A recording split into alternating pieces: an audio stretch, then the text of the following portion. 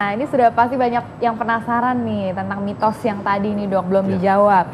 Katanya stroke itu hanya menyerang usia lanjut. Enggak juga sih ya. Jadi kita kalau di rumah sakit itu banyak dari usia muda maupun sampai usia lanjut. Emang utamanya sih terbanyak memang usia pada lanjut.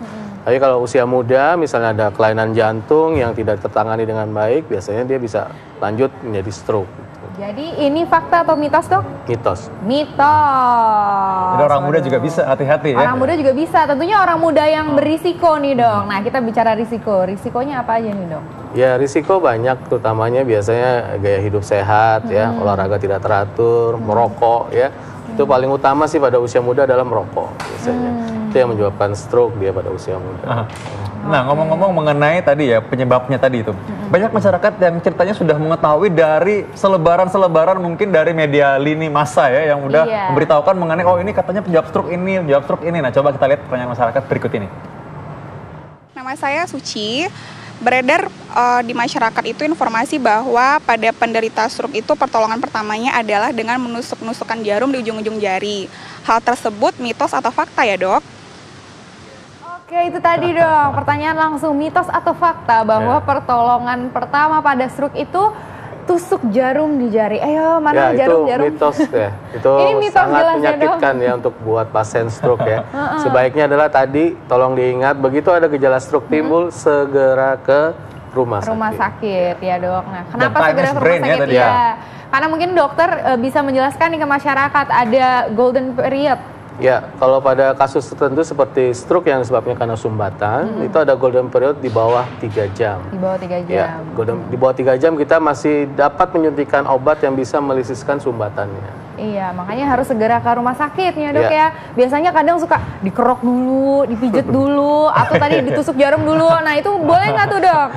Kayaknya lebih baik langsung ke rumah sakit. Lebih baik langsung ke rumah sakit. Cepat-cepatnya. Ya. Time is brain, selalu ingat itu ya. Jadi makin lama ditolong tentu harapan sembuh semakin kecil. Iya, dan makin cepat malah semakin besar kemungkinan bisa sembuh ya. Golden periodnya tadi 3 jam ya dok ya? 3 jam. 3 jam. Dan jangan sampai dikasih minum, kebanyakan gitu tuh dok. Ya, karena pada kasus stroke biasanya suka ada kelumpuhan dari saraf dari menelan. Kalau dikasih minum, dia akan tersedak karena tidak ada refleks muntahnya, langsung masuk ke paru-paru. Nah ini jadi bikin PR buat dokternya nanti untuk ngobatinnya. Malah menjadi lagi infeksi baru, ya, paru-parunya. Oke baik, Suci dan masyarakat di rumah tentunya sudah tahu tadi jawabannya ya, mudah-mudahan berguna. Nah kita punya fakta dan mitos berikutnya, Dr. Arlene, silakan. Ya, ini dia, stroke hanya menyerang penderita hipertensi dan penyakit jantung. Ini mitos atau fakta dok, dijawab dulu. Ya itu mitos, tapi itu memang yang utamanya, penyebab utamanya. Tapi ada penyebab-penyebab lain yang mungkin seperti gula darah tinggi, nah itu juga bisa menyebabkan stroke. Ya, kemudian juga ada gangguan karena infeksi yang kronis bisa juga menyebabkan stroke.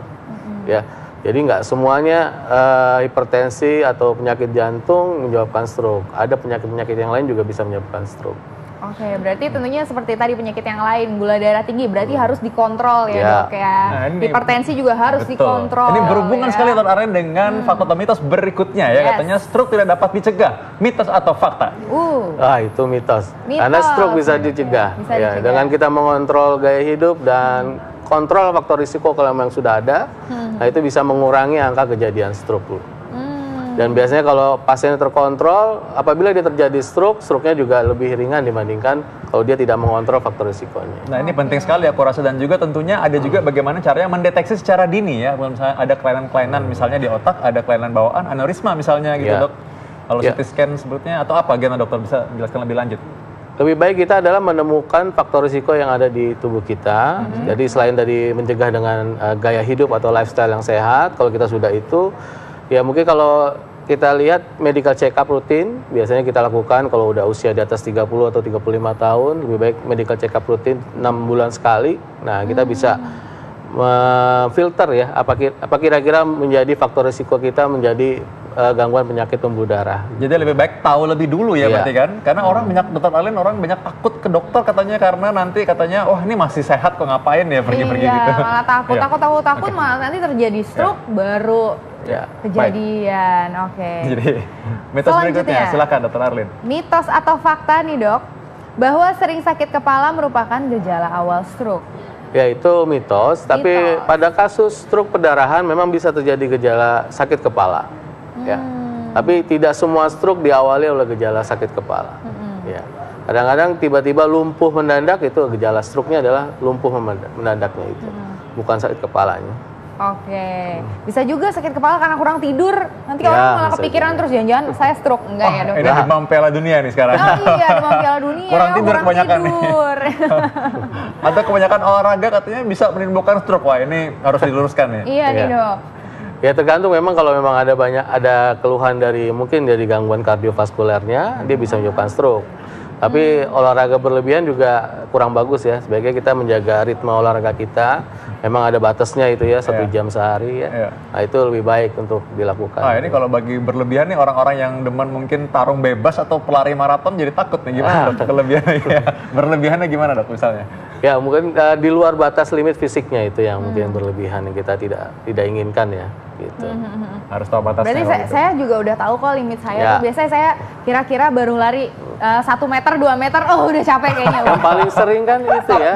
Itu udah limit kayaknya. Yang paling sering itu rekreasional ya, olahraga rekreasional. Artinya kita jarang olahraga, tiba-tiba kita push pada hari itu, teman kita ngajak hari Minggu main futsal, tiba-tiba kita sebelumnya belum pernah main futsal sama sekali. Nah itu yang namanya berlebihan. Yang diarahkan oleh American Heart Association untuk mencegah stroke dan juga serangan jantung sebenarnya sama, yaitu olahraga yang bersifat aerobik 150 menit seminggu yang dibagi dalam 3 hari misalnya minimal atau 5 hari ya. Oke. Nah berikutnya kita punya fakta atau mitos lagi Dr. Arlin nih. Ya, selanjutnya mitos atau fakta mengenai stroke, yaitu penyakit stroke terjadi karena tubuh kurang istirahat.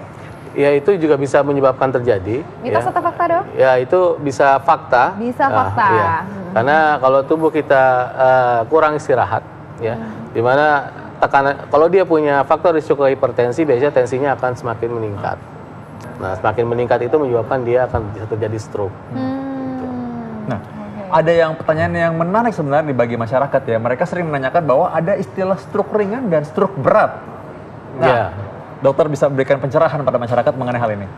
Ya, sebaiknya jangan membedakan antara stroke ringan dengan berat, karena adalah terapinya sama. Jadi semua stroke adalah berat karena dia kenanya adalah fungsi dari high brain function ya. Jadi punya otak itu terganggu, nah itu adalah sudah berat. Jadi jangan bedakan antara stroke ringan dan berat. Ringan beratnya itu hanya dilihat dari gejalanya. Mungkin dia lumpuhnya tidak seberapa lumpuh dari tadi yang di video yang sudah ditayangkan tadi itu. Ya, mungkin hanya ringan, hanya bisa mengangkat lengannya. Yang tadi kalau video tadi tidak bisa mengangkat lengannya, nah itu gejalanya yang berat gitu loh. Bukan stroke-nya, stroke semua berat gitu. Karena sudah mengenai otak.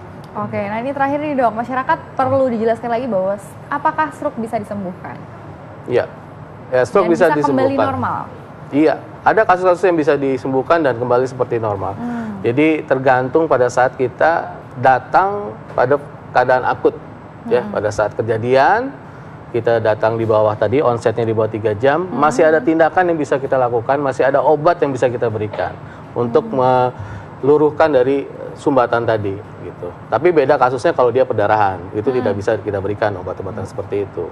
Jadi pada kasus stroke sumbatan itu bisa disembuhkan bila kita datang cepat pada waktunya. Jadi segera datang ya. Segera ke rumah sakit. Tadi bisa diulang ya, segera ke RS ya. Ya, segera ke RS ya. Jadi begitu ada tanda-tanda tadi kesemutan, lumpuh sebelah badan atau tadi gangguan bicara. Ya. Nah, segera ke RS. Segera ke RS.